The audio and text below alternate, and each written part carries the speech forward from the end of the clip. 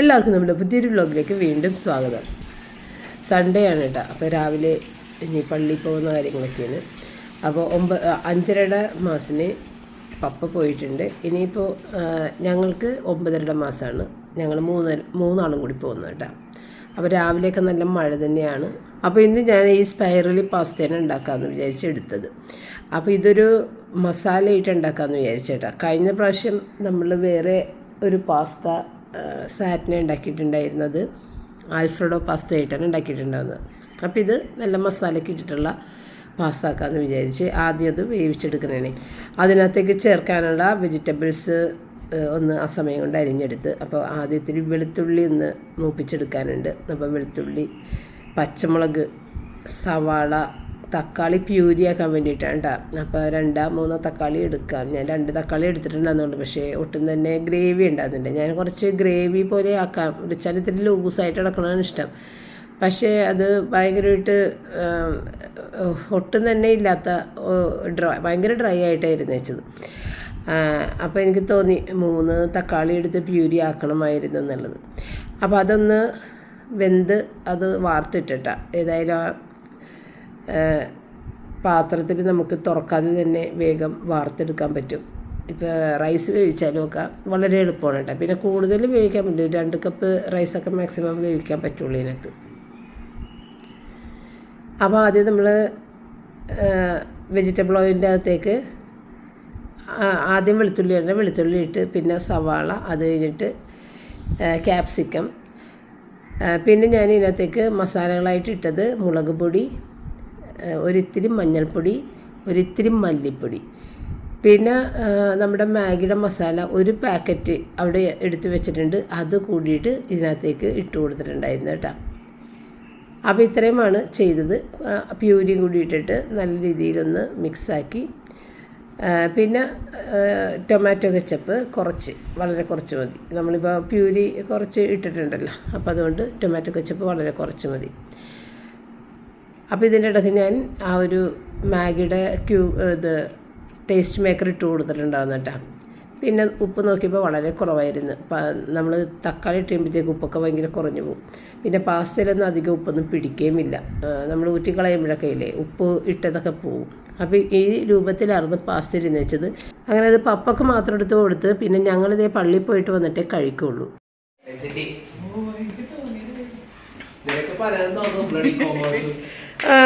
Commerce തൊട്ട് കളിക്കരുത്.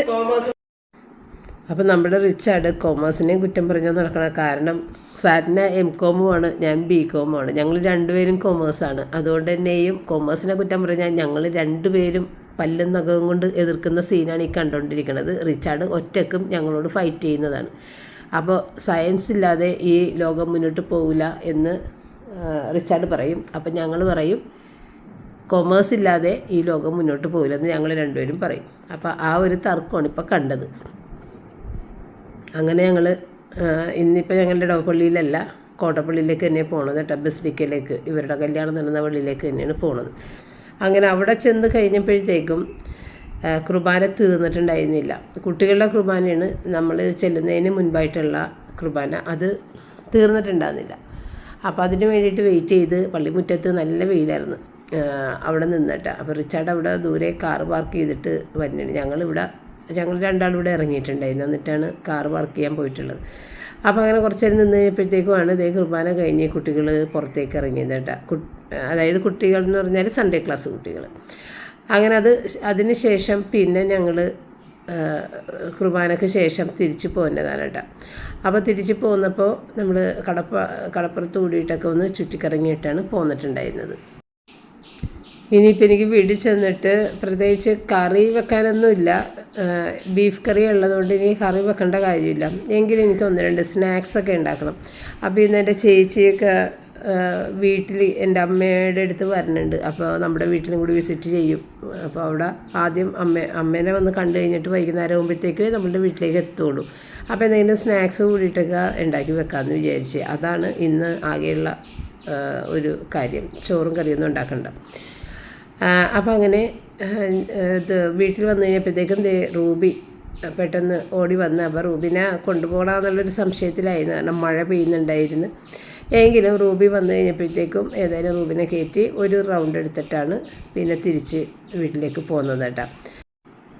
അപ്പോൾ നമ്മളുടെ എല്ലാ പള്ളികളിലും എല്ലാ ദിവസവും 3 കുർബാന വെച്ചിട്ട് ഉണ്ട്. ഏത് സമയത്തിന് നമുക്ക് സൗകര്യപ്പെടും അങ്ങനെ പോയി കാണാൻ കുർബാനയിൽ പങ്കെടുക്കാൻ വേണ്ടിയിട്ട്.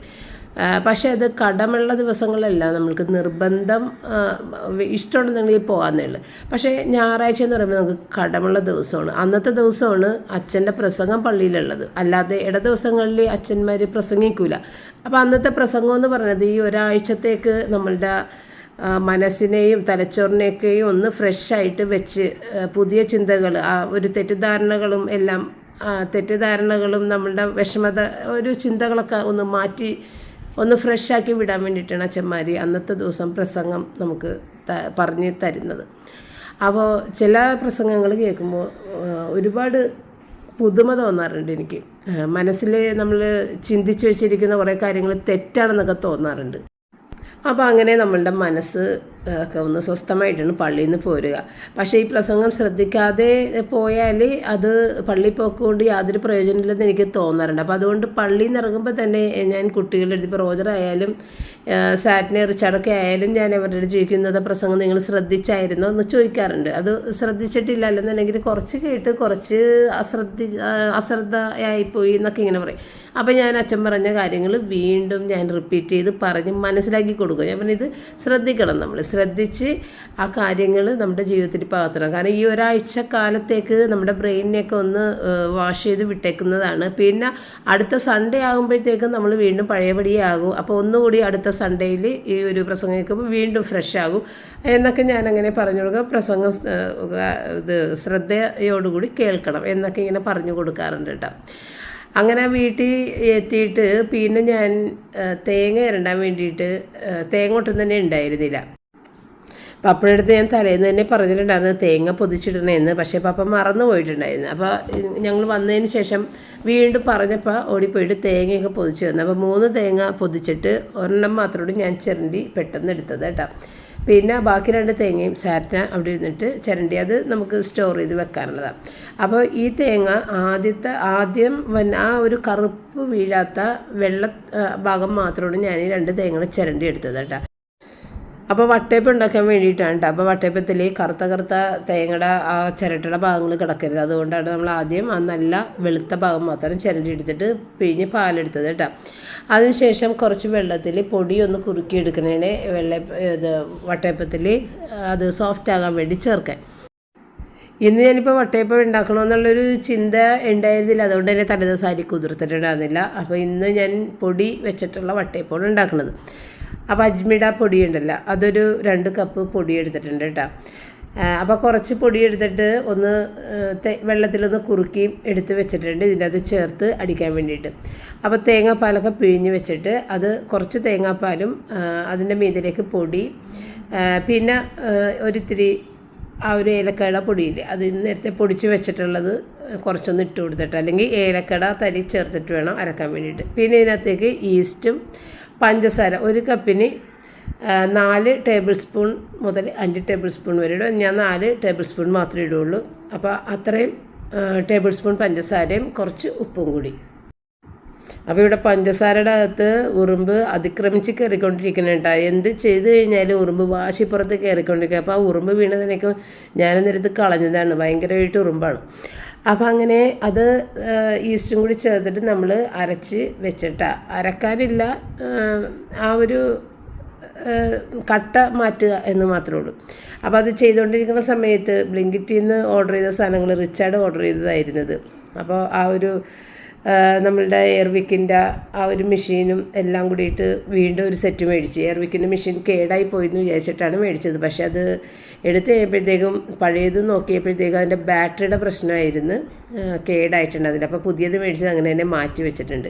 ആ കൂട്ടത്തിൽ അവൻ ഐസ്ക്രീമും ലേസും ഒക്കെ മേടിച്ചിട്ടുണ്ട്. പിന്നെ ഇന്നിപ്പോൾ റൂബിക്ക് ചിക്കൻ ഇല്ല, അപ്പോൾ ചിക്കൻ മേടിക്കാൻ വേണ്ടിയിട്ടായിരുന്നു ഓർഡർ ചെയ്തിട്ടുണ്ടായിരുന്നത് കേട്ടോ. അപ്പോൾ ആ കൂട്ടത്തിലാണ് ഈ സാധനങ്ങളെല്ലാം മേടിച്ചത്. അപ്പോൾ റൂബിയുടെ ചിക്കൻ സൺഡേ ചെന്നിട്ട് മേടിക്കേണ്ടി വരും. അപ്പോൾ ഇന്ന് പപ്പനെ വിടണ്ടല്ലോ എന്ന് വിചാരിച്ചിട്ട് ഓർഡർ ചെയ്തിട്ടുണ്ട്. 1 കിലോ 150 രൂപയാണ്, 135 രൂപ ബ്ലിങ്കിറ്റിൽ. അതാണ് മേടിച്ചത്. പക്ഷെ അത് കൊള്ളില്ല. ഏതായാലും ആ ചിക്കൻ ഇങ്ങനെ ഒരു വെന്ത് കഴിയുമ്പോഴത്തേക്കും റെഡ് കളറ്, ഒരു പിങ്ക് കളറ് പോലെയാണ് വരുന്നത്. അപ്പോൾ അത് കൊള്ളാത്ത ചിക്കനാണെന്നാണ് ഞാൻ മനസ്സിലാക്കുന്നത് കേട്ടോ. എങ്കിലും റൂബിക്കത് തൊലിയുള്ള ചിക്കൻ ആയതുകൊണ്ട് ഭയങ്കര ഇഷ്ടമാണ്. ആ ഒരു ഇപ്പോൾ ഇത് എല്ലാത്തിലും ആ തൊലി പിടിച്ചിരിക്കുന്നതുകൊണ്ട് റൂബിക്ക് ആ തൊലി ഇപ്പോൾ കഴിക്കാൻ ഭയങ്കര ഇഷ്ടമാണ്. നമ്മൾ മേടിക്കുന്ന ലൈവായിട്ടുള്ള ചിക്കൻ തൊലി കളഞ്ഞിട്ടാണ് നമുക്ക് തരണത്. അപ്പോൾ ഇതിൽ തൊലിയുണ്ട്. അപ്പോൾ ആ സ്കിന്നോട് കൂടിയ ചിക്കൻ ആയതുകൊണ്ട് റൂബിക്ക് വലിയ ഇഷ്ടം. അപ്പം ഞാൻ അപ്പത്തിൻ്റെ മാവും എല്ലാം റെഡിയാക്കി അവിടെ പൊങ്ങാനൊക്കെ വെച്ച്, പിന്നെ കുട്ടികളുടെ വാഷിങ്ങിന് തുണി ഇട്ടിട്ടുണ്ടായിരുന്നു. അപ്പോൾ അവരുടെ ബെഡ്ഷീറ്റും റിച്ചാൻ്റെ മുണ്ടെല്ലാം ഞാൻ ബാക്കിൽ തന്നെ കൊണ്ടുപോയിട്ട് വിരിച്ച്, ബാക്കിയുള്ളത് എടുത്തിട്ട് ഡ്രസ്സെല്ലാം ഫ്രണ്ടിൽ കൊണ്ട് വിരിക്കാൻ പറഞ്ഞിട്ട് കുട്ടികളുടെ കൈ കൊടുത്തിട്ട്. അപ്പോൾ എനിക്ക് കുറേ ജോലിയുണ്ട്. അപ്പോൾ ഞാൻ ആ ജോലി ചെയ്യുന്ന സമയത്ത് ഇവരത് വിരിക്കുമല്ല. അപ്പോൾ അങ്ങനെ അതെല്ലാം കൂടിയിട്ടെടുത്ത് അവരുടെ കയ്യിലേക്ക് കൊടുത്തു വിട്ടിട്ട് അവരത് വിരിക്കാൻ തുടങ്ങിയിട്ടുണ്ട് രണ്ടുപേരും കൂടി.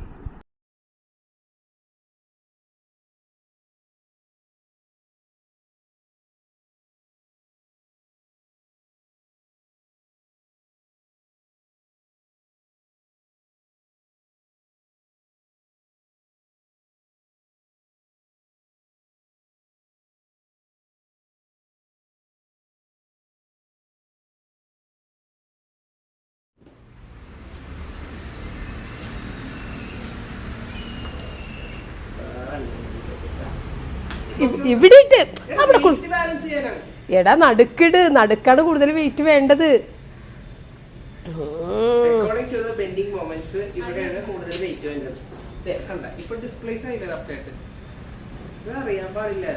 ഇതിന്റെ ഒരു പ്ലോട്ട് ചെയ്യാൻ മനസ്സിലാവും. ബ്രേക്കിംഗ് പോയിന്റ് എവിടെയാണ്? എന്താണ് കാണിക്കുന്നത്? ഞാൻ നിനക്ക് തന്നത് ഞാൻ കുട്ടി അങ്ങോട്ടല്ല, ഞാനിങ്ങ് അതെ തന്നെ അവിടെ പിടിച്ചാൽ മതി. അതാണ് എൻ്റെ പൊസിഷൻ. അവിടെ വെച്ചാൽ മതി. യെസ് നല്ല വെയിലുണ്ട്. നല്ല വെയിലുണ്ട്. പിന്നെ നമ്മ വെയിലത്ത് നിന്ന് തുണി വിരിക്കും. അതെ, ബെഡ്ഷീറ്റ് എന്തായാലും ഇടാൻ പറ്റൂല. കൊച്ചെ പ്രതീക്ഷയോട് ഇപ്പൊ തരുവ കേട്ടോ. കുഞ്ഞിന്റെ ചിക്കൻ വേഗണുണ്ട് കേട്ടാ. കുഞ്ഞിന്റെ ചിക്കൻ വേഗണുണ്ട്.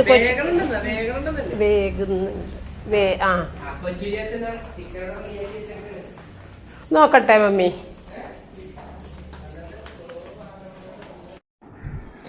അങ്ങനെ റൂബി കൊച്ചിൻ്റെ ചിക്കനൊക്കെ വെന്തിട്ടുണ്ട്. ഇനിയിപ്പോൾ എടുത്ത് പുറത്ത് വെച്ചൊന്ന് തണുത്തതിന് ശേഷം അവൾക്ക് കൊടുക്കാം. അപ്പം ഞാൻ അപ്പത്തിൻ്റെ പൊടി പൊങ്ങിയതുകൊണ്ട് വേഗം അതങ്ങോട്ട് വേവിക്കാനായിട്ട് വെച്ചിട്ടാ. അപ്പം നെയ്യാണ് പുരട്ടി കൊടുക്കണം കേട്ടോ. ഈ പൊടി വെച്ചിട്ട് ചെയ്യുമ്പോഴേ എനിക്കത്ര വലിയൊരു തൃപ്തിയല്ല. കാരണം പച്ചരി വെച്ച് ചെയ്യുമ്പോഴുള്ള ടേസ്റ്റ് അല്ല പൊടി വെച്ച് ചെയ്യുമ്പോൾ. ഭയങ്കര സോഫ്റ്റ് ആയിരിക്കും. പക്ഷേ ആ ടേസ്റ്റ് എന്ന് പറയുമ്പോഴത്തേക്കും ഒരു പൊടിയുടെ ടേസ്റ്റ് ഈ അപ്പം കഴിക്കുമ്പോഴത്തേക്കും വരും കേട്ടോ. എങ്കിലും ഭയങ്കര സോഫ്റ്റ് ആയിരിക്കും സംഭവം. തളർന്നിങ്ങനെ കിടക്കും. അപ്പോൾ അത് കൊള്ളാം. പക്ഷേ ടേസ്റ്റ് മറ്റേ അരച്ചുണ്ടാക്കുന്ന അപ്പത്തിൻ്റെ തന്നെയാണ്. അങ്ങനെ അത് ആക്കി. അപ്പോൾ പപ്പ വന്നിട്ട് പഴം അതിനകത്ത് വെക്കണം, മുകളിൽ പഴം ടോപ്പിംഗ് ആയിട്ട് വെക്കണമെന്നൊക്കെ എൻ്റെ അടുത്ത് പറഞ്ഞു. അപ്പോൾ ഇത് ഈ പൊടി ആയതുകൊണ്ട് തന്നെ ഭയങ്കര സോഫ്റ്റ് ആയിരിക്കുമെന്ന് എനിക്കറിയാം. അപ്പോൾ ഈ പഴമൊക്കെ താങ്ങാനുള്ള ശക്തി അപ്പത്തിന് ഉണ്ടാകുക എന്ന് ഞാൻ പപ്പയുടെ അടുത്ത് ചോദിച്ച്. അരി അരക്കുമ്പോൾ നല്ല അപ്പത്തിൻ്റെ മിതൽ അത് വെച്ച് കഴിഞ്ഞാൽ അത് സ്ട്രോങ് ആയിട്ടിരിക്കും. പക്ഷേ ഇത് ഭയങ്കര സോഫ്റ്റ് ആയതുകൊണ്ട് എങ്ങനെ ആകുമെന്ന് അറിയില്ല. അതുകൊണ്ട് ഞാനൊന്നും വെച്ചില്ല എന്ന് പറഞ്ഞ്. അപ്പോൾ പപ്പ പറഞ്ഞ് അത് കുഴപ്പമില്ല, വെച്ച് നോക്കാമെന്നൊക്കെ പറഞ്ഞ്. അങ്ങനെ ഏതായാലും വെച്ച് നോക്കാമെന്ന് വിചാരിച്ച് രണ്ടാമത്തതിൽ ഞാൻ പഴം അരിഞ്ഞ് നൈസായിട്ടാണ് അരിഞ്ഞത്. ഈ അപ്പത്തിന് അത് താങ്ങാൻ പറ്റുക എന്നൊരു സംശയത്തിൽ. അരിയുടെയൊക്കെ ആണെങ്കിൽ നമുക്ക് കട്ടിക്കതിന് അരിഞ്ഞൊക്കെ വെക്കാം, ഒരു കുഴപ്പമില്ല. അങ്ങനെ പഴം വെച്ച് പിന്നെ അടുത്തൊരു മൂന്നപ്പമാണ് ഉണ്ടായത്. മൂന്നാമത്തേതിൽ നമ്മൾ കശുവണ്ടിയും മുന്തിരിയാണ് വെച്ചിട്ടുണ്ടായിരുന്നത്. അപ്പോൾ ഉച്ചക്ക് കഴിക്കാനുള്ള നേരമായപ്പോഴത്തേക്കും ഇല്ലേ, ഞാൻ പറഞ്ഞിരുന്നില്ല, ബീഫ് കറിയൊക്കെ ഉണ്ട്, തോരനുണ്ട് ബീട്രൂട്ടിൻ്റെ. പക്ഷേ ഇത് രണ്ടും റിച്ചാർഡ് കഴിക്കില്ല. അതുകൊണ്ട് അവൻ ഈ ഒരു നഗറ്റ്സ് 2 പാക്കറ്റ് ഓർഡർ ചെയ്താണ്. അപ്പോൾ ഒരു പാക്കറ്റ് പൊട്ടിച്ചിട്ട് ഞാൻ ബോക്സിലിട്ട് അവിടെ വെച്ചിട്ടുണ്ട്. അതിനകത്ത് നിന്നൊരു 10 എണ്ണമാണ് ഇപ്പോൾ എടുത്ത് വറുത്തത്. ആകെ 27 എണ്ണമാണ് ഒരു പാക്കറ്റിലുള്ളത്. എത്രയോ 350 രൂപയാണെന്ന് തോന്നുന്നു 27 എണ്ണത്തിന്. നമ്മൾ ലുലുമോളിൽ നിന്നുള്ള കുറച്ച് ബൾക്കായിട്ട് കൊണ്ടുവന്ന് വെക്കണത്. അപ്പോൾ ഇത്തവണ ലുലുമോളിൽ പോയിട്ട് അത് മേടിക്കാൻ വേണ്ടി ചെന്നിട്ട് ഭയങ്കര തിരക്ക്, ക്യൂ ഒരുപാട് നിൽക്കണം ഇതിൻ്റെ പേയ്മെൻറ്റ് ചെയ്യാൻ വേണ്ടിയിട്ട്. അപ്പോൾ അതുകൊണ്ട് മേടിക്കാതെ പോകുന്നതാണ്. മേടിക്കാൻ വേണ്ടിയിട്ടാണ് ലുലുമോളിൽ പോയത്, പക്ഷേ മേടിക്കാതെ തിരിച്ചു പോന്ന്. ഇപ്പോൾ ഏതായാലും ഈ ഒരു പാക്കറ്റ് മേടിച്ച് രണ്ട് പാക്കറ്റ്. പക്ഷേ ഇല്ലേ, ലുലുമോളിൽ നിന്ന് കിട്ടണ നഗറ്റ്സ് ലാഭമാണ്, ഭയങ്കര ചീപ്പായിട്ട് കിട്ടും. പക്ഷേ ഇത്രയും ടേസ്റ്റ് ഇല്ലെന്ന് അവൻ പറയുന്നുണ്ടായിരുന്നു. ഇത് നല്ല ടേസ്റ്റാണെന്ന് പറയുന്നുണ്ടായിരുന്നു. അപ്പോൾ അപ്പത്തിൻ്റെ കാര്യങ്ങൾ അങ്ങനെ നടക്കുമ്പോൾ ഞാൻ അതിൻ്റെ കൂട്ടത്തിൽ കൂടി കുറച്ച് ബീഫ് എടുത്തിട്ട് അതൊന്ന്, അതായത് ബീഫ് എന്ന് പറഞ്ഞു കഴിഞ്ഞാൽ നമ്മൾ കറി വെച്ച ബീഫില്ലേ, ഇത് ബീഫ് കറിയിൽ നിന്ന് കുറച്ച് ബീഫ് എടുത്തിട്ട് അതൊന്ന് മിക്സിയിൽ അരച്ചവിടെ വെച്ചിട്ടുണ്ട്. ഒരു ചെറിയൊരു കട്ട്ലറ്റ് കൂടിയിട്ട് ഉണ്ടാക്കാമെന്ന് വിചാരിച്ചു. അപ്പോൾ കണ്ടല്ല, ഇത് ഭയങ്കര സോഫ്റ്റാണ് കേട്ടോ. അപ്പോൾ ഞാൻ ഈ ടോപ്പിങ്സ് ഇട്ടത് ഈ പറഞ്ഞ പോലെ അത് വെയിറ്റ് താങ്ങാൻ പറ്റാതെ ഇത് താഴേക്ക് ഇരുന്നിട്ടുണ്ടായിരുന്നു. അതുകൊണ്ട് തന്നെ ശരിക്കും വെന്തിട്ടും ഉണ്ടായിരുന്നില്ല, അടിയിലൊക്കെ പിടിക്കുകയൊക്കെ ചെയ്ത്. അപ്പോൾ എനിക്കത് പ്ലെയിൻ ആയിട്ടുള്ള അപ്പം ഉണ്ടാക്കാനാണ് നല്ലതെന്ന് മനസ്സിലായി, ഈ അരിപ്പൊടി വെച്ചിട്ടാണെന്നുണ്ടെങ്കിൽ. അപ്പോൾ മൂന്നാമത്തെ അപ്പത്തിൽ നമ്മൾ നട്ട്സും റൈസിൻസൊക്കെ ഇട്ടിട്ടുണ്ട്. അപ്പോൾ ഈ കട്ട്ലറ്റിൻ്റെ അകത്തേക്ക് ചേർക്കാൻ വേണ്ടിയിട്ട് ഉരുളക്കിഴങ്ങ് 2 ഉണ്ടായത് ഞാനവിടെ ഒന്ന് ക്ലീൻ ചെയ്ത് കട്ട് ചെയ്ത് വേവിക്കണേ. മൊത്തത്തിൽ ഇങ്ങനെ പുഴുങ്ങിയെടുത്തിട്ട് തൊലി പൊളിക്കാൻ നിന്നില്ല, അത് പെട്ടെന്ന് വേവാൻ വേണ്ടിയിട്ട് കട്ട് ചെയ്തിട്ട് ആ ചെറിയ പാത്രത്തിൽ വേവിച്ച് വെച്ചിട്ടുണ്ട് കേട്ടോ. ഇതൊക്കെ നമുക്ക് എളുപ്പത്തിൽ ചെയ്യാൻ പറ്റുന്ന കട്ട്ലറ്റാണ്, പക്ഷേ ഭയങ്കര ടേസ്റ്റും ആയിരിക്കും. ഇന്നത്തെ കട്ട്ലറ്റും ഭയങ്കര ടേസ്റ്റായിരുന്നു. അധികം ഉണ്ടായിരുന്നില്ല, കാരണം നമ്മൾ കറിയുടെ അകത്തുനിന്ന് കുറച്ച് പീസസ് എല്ലാം എടുത്തിട്ടുണ്ടാകുന്നുള്ളൂ. അതിൻ്റെ അകത്ത് തന്നെ ഇത്തിരി മസാല ഉണ്ടല്ലോ കറിയിൽ. പിന്നെ ഞാൻ ഇതിനകത്തേക്ക് വെളുത്തുള്ളി, ഇഞ്ചി, പച്ചമുളക്, സവാള നന്നായിട്ട് ഒന്ന് കളറ് മാറുന്നത് വരെ ആക്കിയിട്ട് ഒരിത്തിരി ഗരം മസാല, മഞ്ഞൾപ്പൊടി, കുരുമുളക് പൊടി, ഈ 3 പൊടികളും മാത്രം ഇട്ടിട്ട്, മുളക് പൊടിയും മല്ലിപ്പൊടിയൊന്നും ഇടൂല കേട്ടോ. അത് ഒന്ന് മൊരിയിച്ചെടുത്ത് അതിനകത്തേക്ക് നമ്മൾ ഈ മസാലയിൽ മസാല പിടിച്ച ബീഫ് തന്നെയാണല്ലോ, അപ്പോൾ അതിനകത്ത് കുറച്ച് മസാല ഉണ്ട്.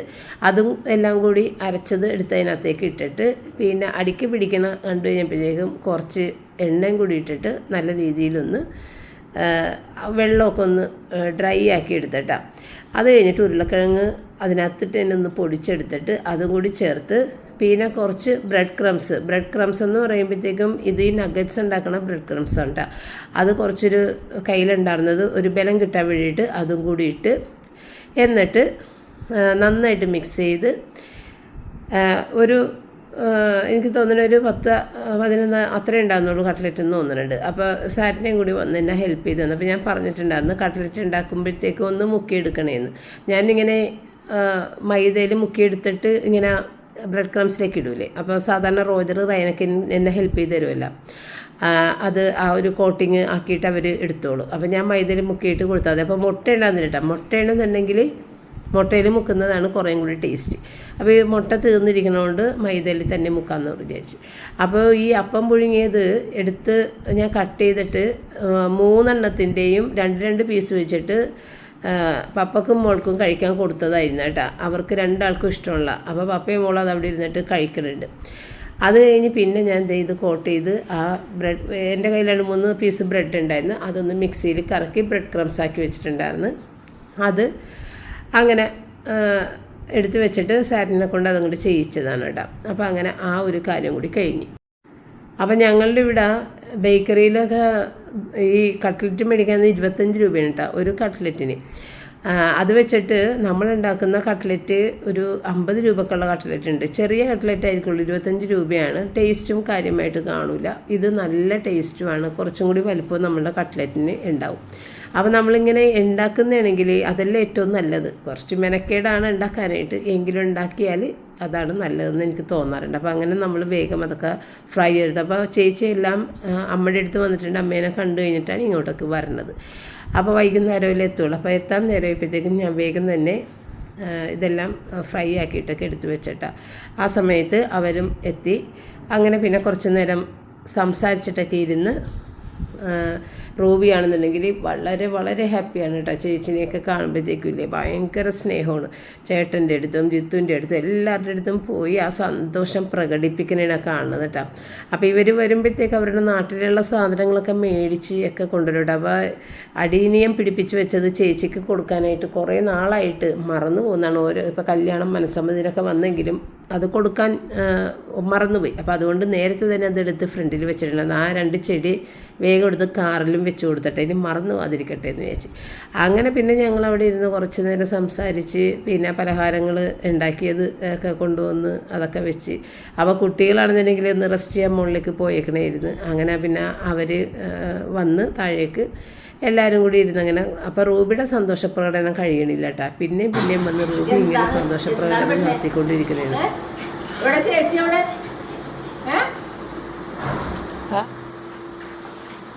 എടാ നീ കണ്ടില്ലേ? കണ്ടില്ലേ? കേട്ടില്ലേ? ഓ മേക്കപ്പ് ഇടണ്ടെന്ന്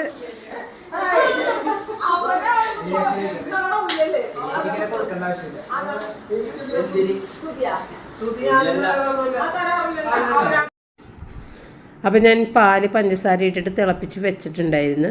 ഇനിയിപ്പോൾ ആ നെസ്കഫയുടെ അകത്തേക്ക് ഇതൊന്ന് അങ്ങോട്ടും ഇങ്ങോട്ടും ഒന്ന് 2-3 തവണ മറിച്ചെടുത്താൽ മാത്രം മതി. അപ്പോൾ ഞാൻ കൂട്ടി വെച്ചിട്ടുണ്ടായിരുന്നില്ല, മിക്സ് ചെയ്ത് വെച്ചിട്ടുണ്ടായിരുന്നില്ല. ഇപ്പോഴാണ് മിക്സ് ചെയ്തെടുത്തത്.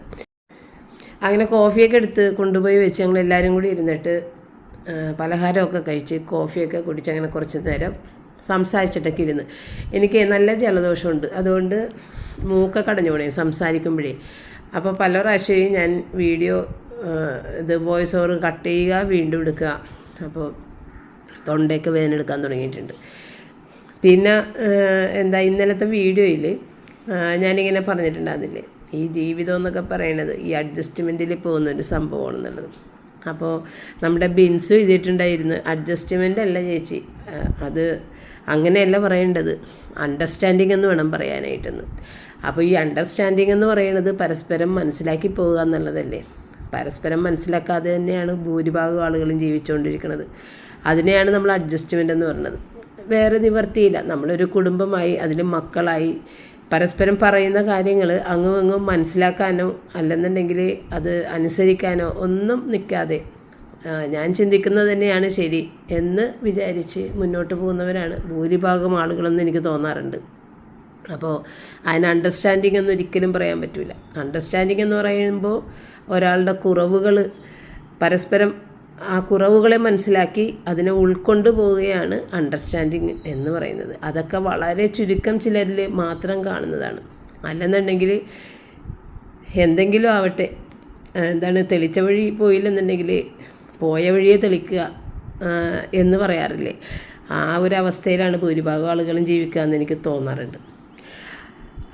അപ്പോൾ അത് കഴിഞ്ഞ് അവരെല്ലാം പോയതിന് ശേഷം ഇവർ കൊണ്ടുവന്ന കപ്പയൊക്കെ ഞാനൊന്നെടുത്ത് നോക്കിയാണ്. അപ്പോൾ കപ്പക്ക് വേരോട് കൂടി തന്നേക്കുന്നതുകൊണ്ട് കപ്പ കേടാവില്ലെന്ന് ചേട്ടൻ പറഞ്ഞിട്ടുണ്ടായിരുന്നു. പിന്നെ ചേന അവരുടെ വീട്ടിലുണ്ടായതാണെന്ന്. ആ ചേനയും കൊടപ്പൻ പുറത്തുനിന്ന് എന്തോ മേടിച്ചായിരുന്നു. പിന്നെ അതുകൂടാതെ കുറേ പലഹാരങ്ങൾ, കുക്കീസൊക്കെ ഇട്ട്, പിന്നെ ആ നുറുക്ക് അടിപൊളിയായിരുന്നു. ആ നുറുക്ക് ഭയങ്കര ടേസ്റ്റാണ്. അത് പൊട്ടിച്ചിട്ട് അത് അപ്പം തന്നെ കഴിച്ച് തീർക്കുകയാണ് ചെയ്തത്. പിന്നെ കുക്കീസ്, പിന്നെ അതുകൂടാതെ മുന്തിരി, പിന്നെ നമ്മൾ കുടപ്പനും ചേന എല്ലാം എടുത്ത്, കപ്പ ഇതെല്ലാം എടുത്ത് പിറ്റേ ദിവസം എല്ലാം നല്ല അടിപൊളിയായിരുന്നു കേട്ടോ.